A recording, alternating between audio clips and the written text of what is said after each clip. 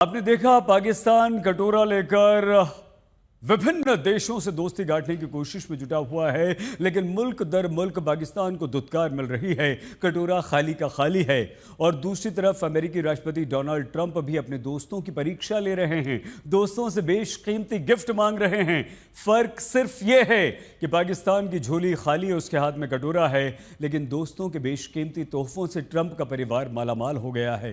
कंगाल पाकिस्तान की कटोरा कूटनीति तो समझ में आती है, लेकिन सवाल यह है कि अमेरिकी राष्ट्रपति घूम घूम कर तोहफे बटोरने में क्यों जुटे। कतर से गिफ्ट में मिला 3,400 करोड़ का प्लान। वियतनाम ने ट्रंप परिवार को गोल्फ रिसोर्ट दिया। इंडोनेशिया का होटल खोलने का खुला ऑफर। तुर्की बोला इस्तांबुल में बनाओ ट्रंप टावर। एक दो नहीं बल्कि 1,000 करोड़ का तोहफा अमेरिकी राष्ट्रपति के परिवार को अलग अलग मुल्कों से मिल चुका है। यानी अमेरिकी राष्ट्रपति की कूटनीति के पीछे गिफ्ट वाली नीति चल रही है। एक रिपोर्ट के मुताबिक अमेरिका से अच्छे रिश्तों के बदले डोनाल्ड ट्रंप तमाम मुल्कों से गिफ्ट वसूल रहे हैं। अमेरिका और कतर के बीच 100 लाख करोड़ की डील हुई। कतर ने एक दो नहीं बल्कि 210 मेड इन अमेरिका प्लेन खरीदे। ट्रंप ने सौदा भी किया और बदले में कतर से 3,400 करोड़ का प्लेन गिफ्ट में भी लिया। वहीं वियतनाम और इंडोनेशिया की तरफ से ट्रंप परिवार को अरबों डॉलर के प्रोजेक्ट तोहफे की प्लेट में सजा कर दिया ताकि अमेरिका से रिश्ते बेहतर हो सके। वियतनाम के विनफुक प्रांत में 13,000 करोड़ का Trump international golf resort project ऐसा ही मामला है, जिसे वियतनाम की सरकार ने राष्ट्रीय प्राथमिकता बताकर मंजूरी दे दी। इंडोनेशिया सरकार ने भी ट्रंप परिवार को होटल और गोल्फ कोर्स जैसे प्रोजेक्ट ऑफर किए गए हैं। चौंकाने वाली बात यह है कि कई सौदों में कानूनी प्रक्रियाओं को नजरअंदाज कर कानूनी रियायतें दी गई हैं। गिफ्ट लेने की आदत से मजबूर डोनाल्ड ट्रंप कई बार अपने मुल्क की फजीहत करवा बैठते हैं। कुछ दिन पहले व्हाइट हाउस में ट्रंप के मेहमान बनकर आए थे दक्षिण अफ्रीका के राष्ट्रपति।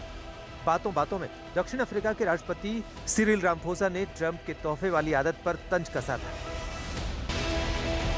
एक तरफ महंगे महंगे तोहफों को ट्रंप अपनी कूटनीति की जीत बता रहे हैं, दुनिया को दिखा रहे हैं कि तमाम मुल्कों में उनकी कितनी इज्जत है, लेकिन दूसरी तरफ ट्रंप की साख पर उनकी कूटनीति पट्टा लगा रही है। बिन बुलाए मेहमान की तरह यूक्रेन और रूस युद्ध में ट्रंप कूद पड़े। दावा यही किया कि यूक्रेन और रूस के बीच युद्ध विराम करवा देंगे।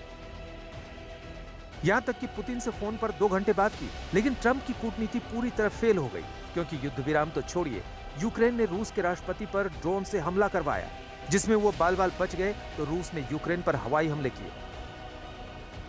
कल तक ट्रंप युद्ध विराम की संभावना जता रहे थे, आज पुतिन को मेंटल बता रहे हैं। मैंने हमेशा रूस के व्लादिमीर पुतिन के साथ बहुत अच्छे संबंध रखे हैं, लेकिन उनके साथ कुछ हुआ तो है, वो पूरी तरह पागल हो गए हैं।